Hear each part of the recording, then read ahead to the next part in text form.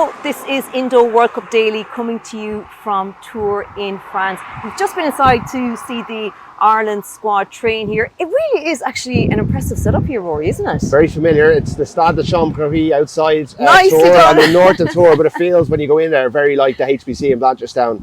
The few times I've been allowed to go in, it's a beautiful setup, lovely pitch.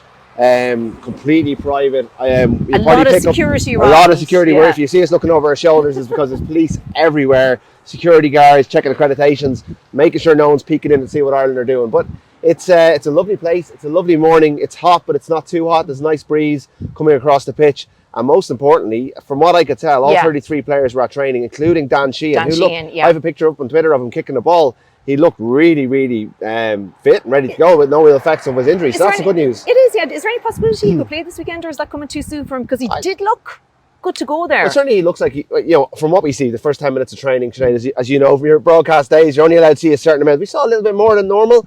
He was doing everything everyone else was doing. Keith Earls got a bit of treatment at the start, but apart from that, everyone was around. Like, he might be available. Do you need to risk him against Romania? Do you want to play him as part of that first choice team, as maybe was the plan initially? Or do you go, hang on a second, we have done incredible work on his rehab. He has recovered incredibly quickly from that original 6 to 8 week timeline that I was hearing back 2 or 3 weeks ago. But will we just hold him back for another week and make sure he's ready and play him against Tonga? Or even, because he has a few minutes under his belt, play him against South Africa? They're the questions they'll be looking at right now. But certainly from the looks of things, we're not watching the real training's going on now.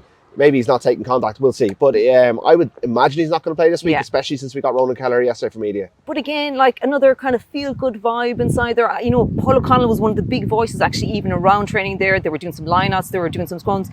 But everything seems to be going almost too well. It's a little bit more relaxed than what I wouldn't have been at Vision for a long time. I don't make it out to Blanchardstown very often for the Vision access. But even just a slight bit of, there's been a big change behind the scenes with the media team and stuff with Ireland in recent times. There's definitely a lighter attitude. They're very strict about when we can come in and when we can leave, but it's not as, uptight, I think, as it was. And I think that's the feeling I'm getting every time we interview them. There's a bit more of a relaxed vibe about the team. They're in a good place. 113 from 13, 25 from 27.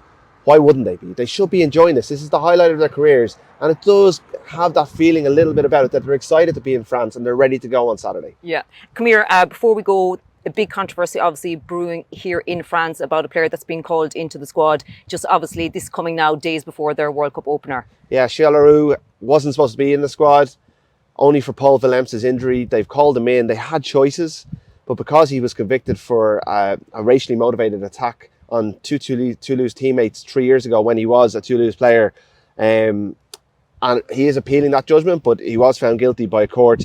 He's been roundly criticised by Thierry Dussois, the former Toulouse and France captain, by the French opposition parties. The French, the head of the association has stepped in and made a statement that we condemn racism. But Fabien Galtier has picked him. He did media last night. He cried on live TV.